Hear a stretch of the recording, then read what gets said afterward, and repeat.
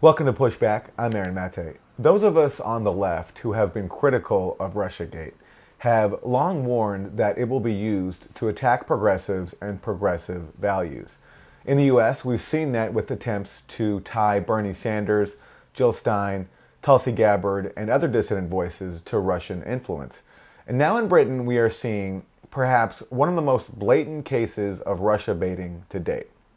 Just days before British elections, the UK's military intelligence apparatus is smearing Labour leader Jeremy Corbyn with evidence-free Russiagate allegations. This latest attempt began after Corbyn publicized leaked documents exposing secret talks between Britain's Conservative government and the US to privatize Britain's National Health Service, the NHS, as part of the Brexit deal. The revelation undermined the claim of Prime Minister Boris Johnson, who was Corbyn's opponent in the election, that the NHS was not up for negotiation. We've now got evidence that under Boris Johnson, the NHS is on the table and will be up for sale. The US is demanding that our NHS is on the table in negotiations for a toxic deal. It's already been talked about in secret. That could lead to runaway privatisation of our health service. Mega corporations see Johnson's alliance with Trump as a chance to make billions from the illness and sickness of people in this country. No one has challenged the authenticity of the documents Corbyn exposed. Instead, the British government and its allies are turning to a familiar tactic, blaming Russia. Within days, a series of news reports on both sides of the Atlantic told audiences that the leaked documents were likely part of a Russian disinformation effort. The social media site Reddit, where the documents first appeared, made the same allegation. But buried in all these stories was a caveat. There is no actual evidence of Russian government involvement. And although these allegations were said to have come from, quote, independent researchers, also hidden from these audiences is that these researchers are anything but independent.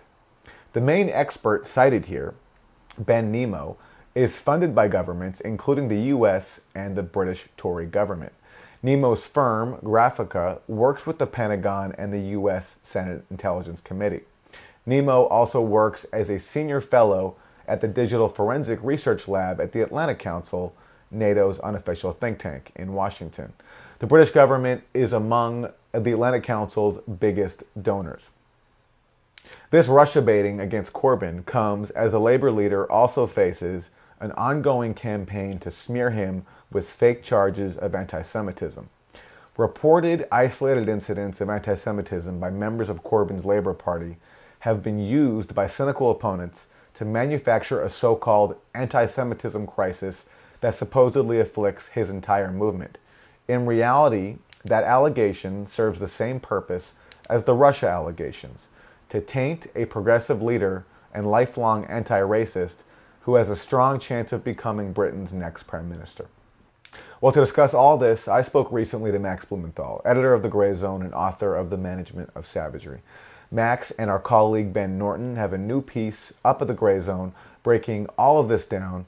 It's called US and UK Military Intelligence Apparatus Campaigns to Destroy Jeremy Corbyn. Max Blumenthal, welcome to Pushback. You've been warning for a long time that Russiagate, that a central purpose of it was to attack the left. This so-called controversy now with Jeremy Corbyn and the leaked NHS documents seems to be one of the starkest illustrations of that to date. Your thoughts? Well, I've been warning, and I think you have, since maybe 2016, early 2017, when it became clear that the national security state was using corporate media to sell the public on the Russiagate narrative, which began with kind of Trump-Russia collusion, but behind it also had this kind of basis that, that Russian bots were influencing issues in the U.S. and interfering with the centrist consensus. I would warn that Russiagate would eventually be turned on the left, and it wouldn't die with Trump. Trump was just sort of a trial run.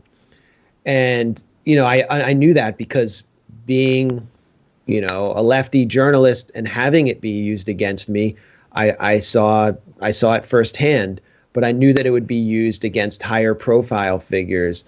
Jeremy Corbyn, of course, was the easiest target for the national security state, or the most delicious target for them, because he has really been an authentic leftist. He's actually a true anti-imperialist, unlike Bernie Sanders, who's more of a sort of social democrat in the U.S. context, who's very much stayed away from foreign policy issues. And so now we're seeing the kind of fulfillment of that campaign as Jeremy Corbyn and as the UK heads to the polls, and Jeremy Corbyn threatens to replace Boris Johnson and put an authentic leftist in the Prime Minister's office in the UK, maybe for the first time. So you have the national security state in a frenzy, and they have been really since 2017, since Corbyn nearly threatened to oust Theresa May and was succeeding as Labour leader, defying the mainstream press's predictions in the UK. So that, these former intelligence officers, former military officials, and the current intelligence apparatus of the MI5, along with the US, where Mike Pompeo, former CIA director, current Secretary of State, has vowed to push back against Corbyn, have been doing just that, using the corporate media to wage an intelligence coup against Corbyn. So let's talk about the source for this claim that all of this is the work of a Russian intelligence operation. When the Telegraph of London first reported this, I believe they were the first major newspaper to report the allegation that that Russia was believed to be behind this. They said that this attribution was made by independent researchers. Then they go on to explain who those so-called independent researchers are. It's researchers with the Atlantic Council and a firm called Graphica. Explain to us who the Atlantic Council is and why their researchers might not be so independent. Yeah, the Atlantic Council is far from independent. It's actually sort of a cutout for NATO. It functions as NATO's unofficial think tank in Washington. And of course, NATO itself is panicking about Jeremy Corbyn's rise. It's panicking about Brexit. It's panicking about the whole collapse of this permanent war alliance as NATO really struggles to maintain its relevance. But the Atlantic Council is also funded by the Ukrainian government through entities like Burisma, the corruption-stained oil company, which is at the center of the whole scandal around the Biden campaign. It's funded by the Gulf states, from Saudi Arabia to Bahrain to Qatar. It's been funded by Turkey in the past. I think Saad Hariri's sister, the corrupt Lebanese former prime minister, is funding it. The arms industry is funding it. The oil and gas industry is funding it. Corporate America, Wall Street is funding it. So all of these interests that are extremely hostile to everything that Jeremy Corbyn represents have created this multi-million-dollar Potemkin village in Washington. And the Atlantic Council, as Russiagate started to gather steam, created what's known as, first of all, the Atlantic Council gathered all of the disinformation warriors, all of these hacks who play the role of journalists while sort of operating in the shadows as, operatives of the NATO agenda. They gathered them all under their umbrella as sort of non-resident experts or experts. And then they created the Digital Forensic Research Lab, which is the real nexus or the central node of this disinformation campaign, which seeks to kind of purge different social media platforms of what they call malign foreign actors and coordinated inauthentic campaigns. And one of the key figures at the Digital Forensic Research Lab was Ben Nimmo, someone who actually has a negligible journalistic background. I think he wrote for a fishing publication or like a airplane trade publication. I don't know. But he was, before that, a NATO press officer.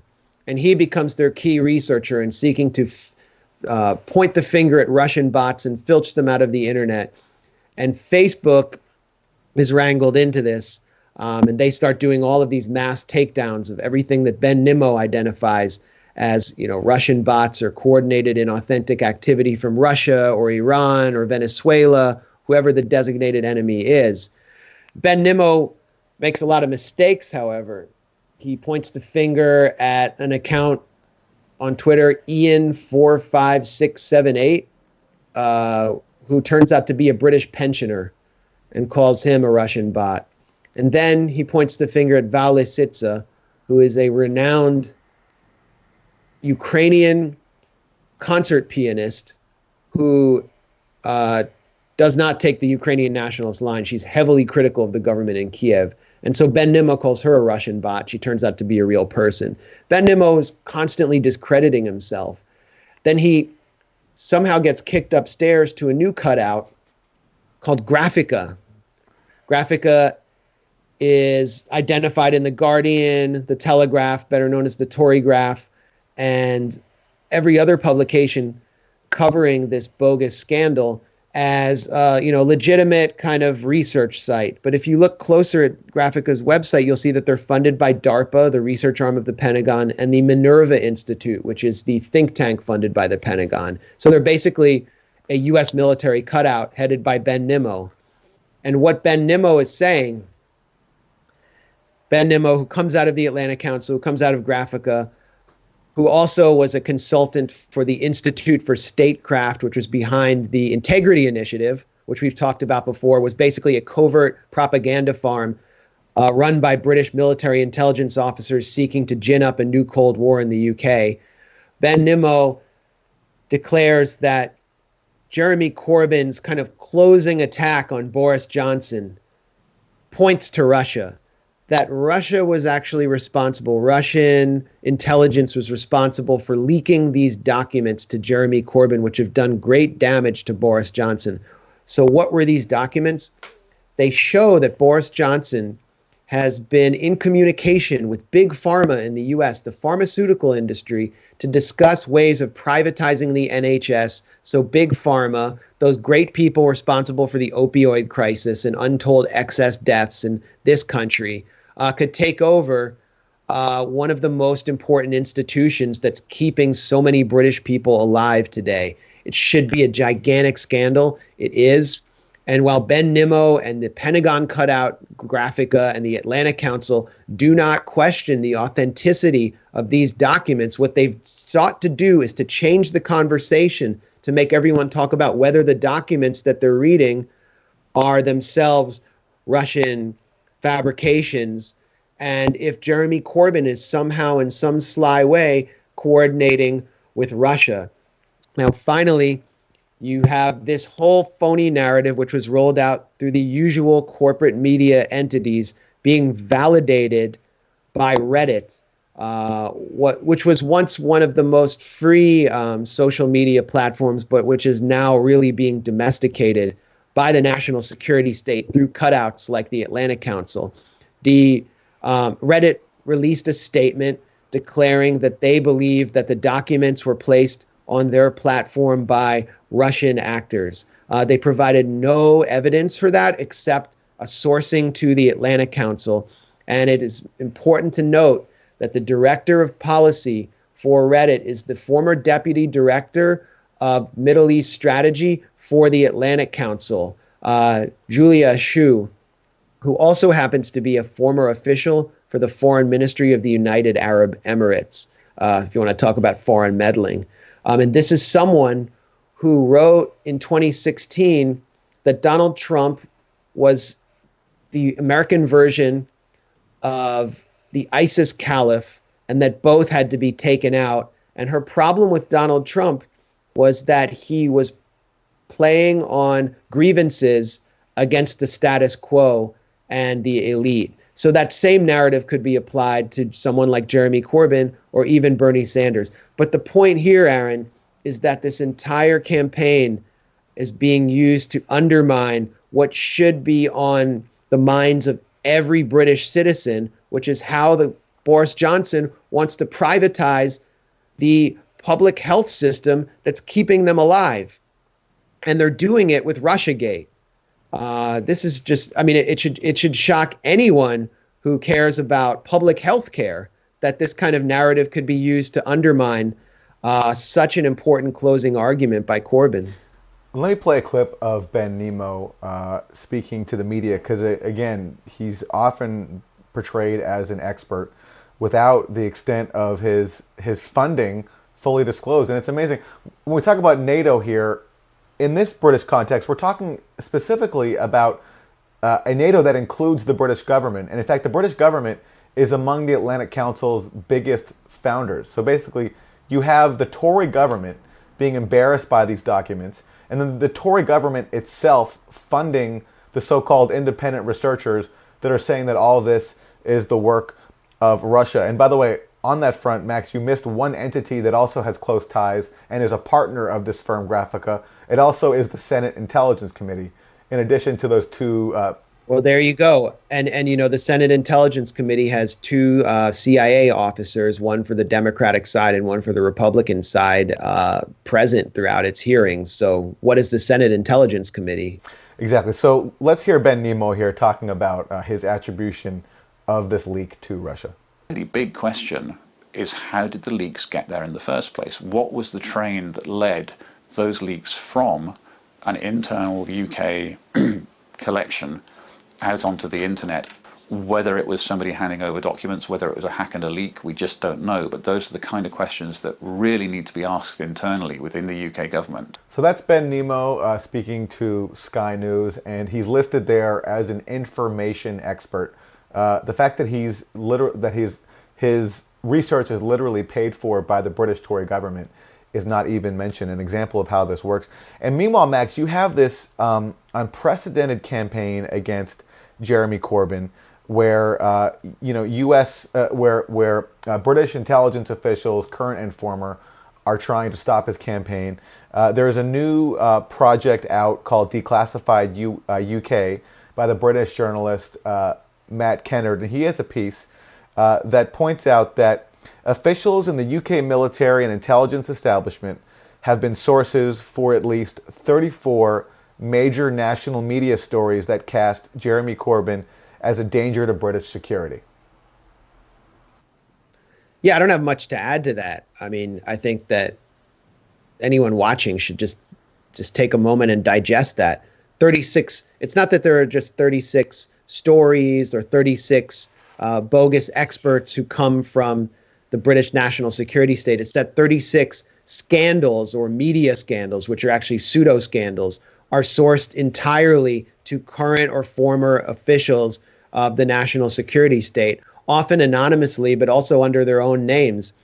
And so we couldn't have a clear indication of the coup being waged against Jeremy Corbyn from inside the British national security state. It is precisely what was described in the fiction or science fiction novel, A Very British Coup by Chris Mullen, which was published in the late 70s and turned into a British miniseries. And, you know, in this fictional narrative, socialist prime minister is elected. He proceeds to nationalize industries, gathers enormous public support, begins denuclearizing Britain, advocating peace treaties with the Soviet Union, as most Brits want or wanted, and becomes the victim of a coup waged by the MI5 intelligence services using gray and black propaganda pumped out through corporate media. It's exactly what's happening right now to prevent Corbyn from entering office, not to mention the whole phony anti-Semitism witch hunt being waged from within and without Labour against Corbyn's wing of Labour by the pro-Israel lobby. And there's such an obvious overlap between the Israel lobby and the British national security state. You also have the UK's relationship with Gulf states and Saudi Arabia, where the UK is a key supplier of the Saudi war on Yemen. And Corbyn obviously is going to roll that back. Corbyn's constantly attacked for saying, you know, once that he referred to our friends in Hezbollah and Hamas during a sort of formal introduction in the parliament. I think that's been mentioned over 1,000 times, hundreds of times at least, in British media. But it's never treated as a scandal when Boris Johnson or any other British leader hands forks over through BAE systems tons and tons of weapons to the Saudi military.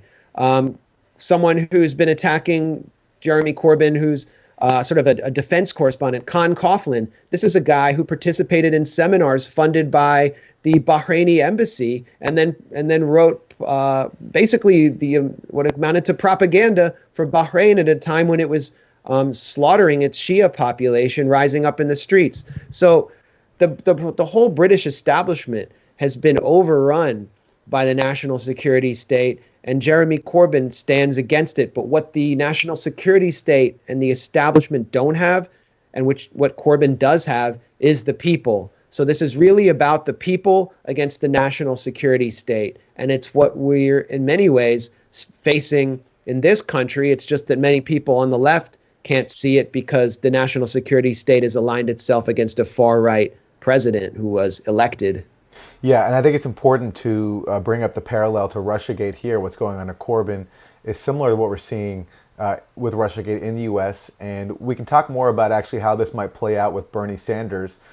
We've already seen this play out with Tulsi Gabbard, her being accused by Hillary Clinton of being a Russian asset. But let me just read you one more headline today. This is from The Sun, a British tabloid, just from this weekend. It says, ex-British intelligence officers say Jeremy Corbyn is at the center of a hard left extremist network. So it's, they're not even doing it subtly. It's just a blatant campaign of a blatant smear campaign against Corbyn. And I think it's important not to separate that from the anti-Semitism, the fake anti-Semitism controversy that you mentioned. Before we get to Bernie Sanders and the U.S., let's talk more about that, Max, because this has been a huge controversy. People around the world constantly told that there's an anti-Semitism crisis inside the Labour Party, that Jeremy Corbyn has been blind to it. You have many people on the left, progressives with prominent platforms, going along with it. Let's talk about it. Let's talk also about the role of the Guardian newspaper in this, because the Guardian is seen around the world as being progressive and liberal and open to leftist voices, but actually they've played a pretty key role in this whole thing. Yeah, well, there's a lot to chew on there. The anti-Semitism witch hunt. First of all, if you call it a witch hunt, you will be drummed out of Labour, as Chris Williamson was. And what Chris Williamson, who is a socialist member of parliament from Labour, who is now running as an independent because he was suspended and ejected from Labour, what he did is what Corbyn should have done from day one, and what Corbyn failed to do, which is to call this a complete witch hunt that's totally phony, that is being ginned up by the Israel lobby because Corbyn has addressed Palestinians as human beings and advocated for their rights. And I was hosted by Jeremy Corbyn in Parliament at Portcullis House in 2015. Corbyn was known for kind of hosting advocates, journalists and activists who advocated for Palestine to speak to the public, to give them a platform. At the time, he was a backbencher. I'd never heard of him. The talk went very well. He wasn't on site, so his staff gave me a tour of Westminster. And then as Corbyn started to rise as, Labour leader, the Daily Mail attacked him for hosting me and made up this complete lie that a Holocaust denier had introduced me. Just the phoniest garbage I'd ever seen. And I went to Corbyn's staff and I said, how do we respond to this? I would like to respond to this and to address this lie that a Holocaust denier introduced me, and that I am an anti-Semite. The person who wrote this is a Gentile. I'm Jewish. This is insane. And they said, don't worry about it, Max. We've got it under control. The best thing to do is not respond to this because, the public will see it for what it is. And so in some respects, the public has seen it for what it was, because it rewarded Corbyn at the polls and Labour at the polls in 2017. But at the same time, he hasn't responded strongly enough. And, if you give the Israel lobby 1 inch as momentum, and Owen Jones want Corbyn to do, and acknowledge that there's this real problem in Labour, that it's filled with anti-Semites, while Boris Johnson is running around demonizing Muslims and saying, Muslim women who cover look like mailboxes or whatever, and gets no scrutiny in the media for that. if you give them 1 inch, they take a mile, and they've taken a mile. They've taken out any member of labor who dares to even call this what it is. And that really does remind me of the original witch hunts where, if you actually float when they try to drown you, you're a witch. So then you have to be burned at the stake. There's no way to win except to take this on head on. British voters will have to decide. But then you have, on top of that, the Russiagate narrative. They're throwing everything they can at Corbyn to see what works. But again, it's an elite narrative that doesn't really speak to the real concerns of the British public, which is really kitchen table concerns and war and peace.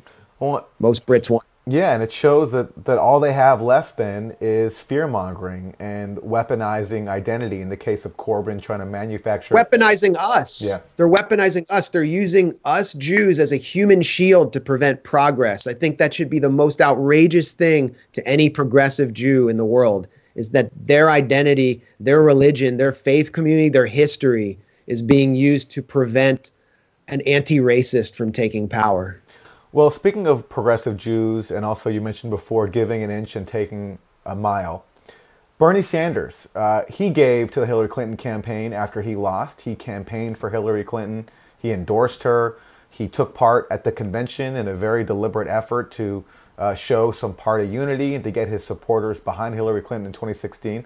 But yet since then, Hillary Clinton has continued to attack him and say that he cost her votes because he didn't endorse her early enough, and I guess didn't campaign for her earlier enough. And this week she was at it again, speaking to Howard Stern, and on top of criticizing Bernie, she even also invoked the specter of Russia. If you read the indictments, basically they were like, hey, let's do everything we can to elect Donald Trump. I mean, those are quotes. Those are taken, words they those said. are words that taken, and they also said Bernie Sanders, but, that's another for another day. Do we hate Bernie Sanders? What? Do we hate Bernie Sanders? No, I don't hate anybody. Bernie could have endorsed you quicker. He could have. He hurt him. me. There's no doubt about it. He hurt me. So that's Hillary Clinton to Howard Stern, suggesting very strongly that the Russians tried to elect Bernie Sanders. Max, you've been warning for a while that, after the smear attacks we saw on Tulsi Gabbard here by Hillary Clinton and her proxies, that Bernie Sanders was next. And I'm wondering your thoughts after hearing this latest comment from Hillary Clinton. Well, first of all, I mean, Hillary Clinton's doing herself no favors by going on one of the trashiest, racist shock jocks in America who called for dropping chemical weapons across the Middle East after 9/11 in her Battlestar Galactica suit, whining about Bernie Sanders and Russian hackers for the millionth time. It just shows what a kind of social bubble she exists in and how little she interacts with regular people. But then she does proceed to suggest that Bernie Sanders is a Russian asset. And I would point to an interesting article published by one of the most unhinged characters who I've ever come across in the media, Kurt Eichenwald, who was taken seriously and even hosted 3 times on Democracy Now! In 2016. And it was after Hillary Clinton lost. And after opening his article by fantasizing about punching a Jill Stein voter in an airport, Eichenwald talks about all of this Oppo research, which had been forked over to him by dark elements within the Clinton campaign. And it contained what he described as enough material to take down Bernie Sanders. But because Hillary was so assured of victory in the primary, because Bernie was so nice to her and actually endorsed her and campaigned for her, because of all of that, they didn't deploy it. But Donald Trump, they believed, would have gotten a hold of it and would have used it against him. And what did Eichenwald describe? Well, he described first the trip Bernie Sanders took to Nicaragua, where he praised the Sandinistas and said that Ortega was doing a good job and was very impressive. And this is what many Americans did in the 1980s when it was fashionable on the left to do so. It's not so fashionable now that the Sandinistas have actually been in power. And, many people on the left don't support fellow leftists once they get into power in Latin America. But at the time, it was fashionable. He took a short trip there. And there was also a trip to the Soviet Union that Bernie Sanders took at a time of détente when many liberals across the U.S. were traveling to the Soviet Union and meeting, Soviet dissidents and liberals and cultural figures. And Bernie Sanders is seen singing at a table with Russians. In this environment, it's completely different than the time when Reagan and Gorbachev signed the SALT II treaties. And so Eichenwald's implication was that Bernie Sanders was going to be painted as a friend of Latin socialist tyrants and Russians, and that he was going to be painted as a Russian asset. And then we started to see that narrative bubble up in the Mueller indictment, specifically around the St. Petersburg private troll farm, the Internet Research Agency, when buff Bernie coloring book calendars were hawked on inauthentic Russian-run Facebook pages targeting the LGBTQ community. Clearly, these calendars were a threat to American democracy, which showed ripped Bernie Sanders. Most, normal, rational-minded people who have more than the IQ of a grapefruit would see this as hilarious, as really funny. Like, these pages reach no people. But it was a way of establishing that Bernie Sanders had some connection to Russian meddling and to the Russian agenda of shattering the centrist consensus and the status quo. And now we hear from Hillary Clinton's own mouth that those indictments provided proof that Bernie Sanders was being used as a device by Russia against her, the anointed, destined queen of America. So what she's doing is providing legitimacy to that narrative in expectation of a full frontal attack on Bernie Sanders by the national security state if he wins Iowa and begins to be seen as a legitimate contender, which he isn't quite yet. Since you mentioned Kurt Eichenwald on Democracy Now!, as most people probably know, I was a longtime employee at Democracy Now!, and I've lamented its embrace of Russiagate and how it's been a part of what you talked about earlier, Max, how, so much of the progressive left has been co-opted by Russiagate. And I want to read a headline from one of Kurt Eichenwald's appearances on Democracy Now!, because I think it really captures, back in 2016, I think it really captures this dynamic we're talking about of so many people on the left being duped by this whole thing. And it was called, this is in September 2016, before Russiagate even really ramped up, but it was still starting then. And it says, Kurt Eichenwald on how Trump organization's links to Russia could threaten U.S. security. That was on Democracy Now!, of all places. It's quite striking, and we're still living that today. Going back to Corbyn as we wrap, if he wins, Max, if he manages to defeat this concerted smear campaign, this fake anti-Semitism controversy, now this fake Russia controversy, what could that mean for the progressive cause, not just in Britain, but around the world? Well, Jeremy Corbyn is the product of progressive grassroots organizing on a scale that we've never seen in the UK before, where he was made Labour leader by over 100,000 people joining Labour to make him to put him in the driver's seat. And so he represents not just a charismatic figure. He's been very effective, but he's not the most charismatic figure. He represents the progressive grassroots of the UK. And it really shows the people against the national security state and the British elite. And it will it will have enormous repercussions across the Atlantic if Jeremy Corbyn wins. It will provide enormous momentum for Bernie Sanders. It'll be wind in the sails for this whole movement that's gravitated towards Sanders, particularly of young people who are saddled with debt and don't see a future in this neoliberal economy. And it will scare the life out of the same elements in the U.S. that are working with these elite permanent war state elements in the UK. So I guess I would say to all of the Sanders supporters out there, I don't know what's going to happen in the UK, But get ready, because when you hear Bernie Sanders, when you see him introduce legislation to stop the US, UK, Saudi war on Yemen, when you see him call for, criticize Trump's policies on ramping up conflict with Iran, when you see him refer to Palestinians as human beings, understand that he is not just running for president, he's running for the next target of a deep state coup. And that the greatest threat to whatever's left of democracy in the US